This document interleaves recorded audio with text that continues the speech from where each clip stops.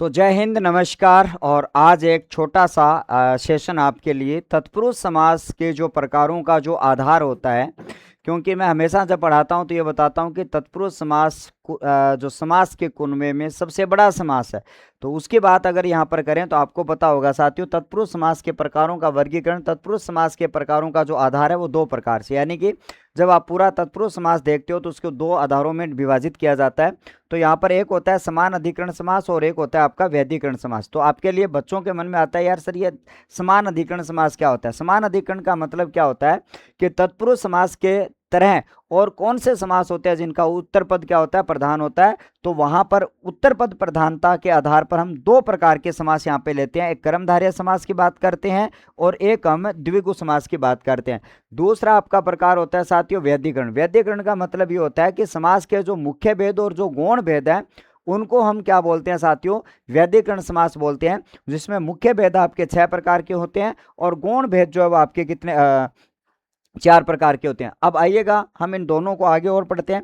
यहाँ पर आपके सामने देखो, पद प्रधानता के आधार पर तत्पुरुष समास के दो भेद होते हैं। पद प्रधानता का मतलब ये होता है कि तत्पुरुष का भी दूसरा भेद आपका प्रधान होता है और इनके दोनों समास का भी दूसरा पद क्या होता है? प्रधान होता है। कर्मधारय का उत्तर पद प्रधान होता है, द्विगु का भी आपका उत्तर पद क्या होता है? प्रधान होता है।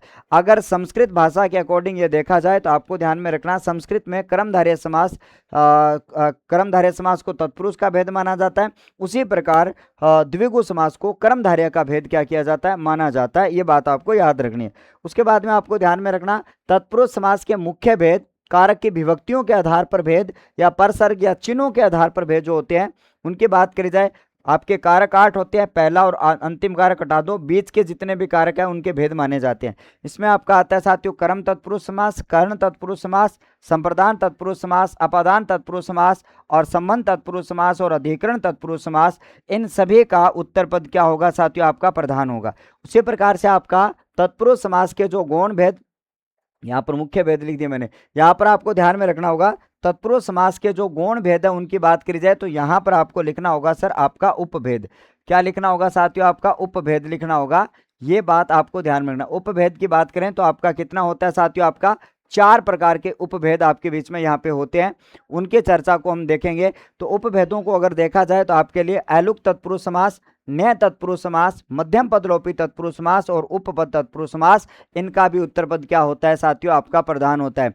ये पूरा तत्पुरुष समास के प्रकारों का कुनवा होता है, उसको आपको याद करना होता है। मुख्य भेद कौन से होते हैं, उपभेद आपके कौन से होते हैं, गौण भेद आपके कौन से होते हैं और आपका पद प्रधानता के आधार पर समास और उन दोनों का आधार कौन सा माना जाता है, ये तमाम जानकारी आपको ध्यान में रखना है। कैसा लगा ये वीडियो कमेंट करके जरूर बताइएगा। यदि आपको ऐसे शॉर्ट वीडियो चाहिए तो ज़्यादा से ज़्यादा चैनल को शेयर करिएगा और इंस्टाग्राम पर देख रहे हो तो इंस्टाग्राम को भी लाइक करिएगा। मिलते हैं अपने नई वीडियो के साथ, तब तक के लिए बहुत बहुत धन्यवाद। नमस्कार, जय हिंद, थैंक यू।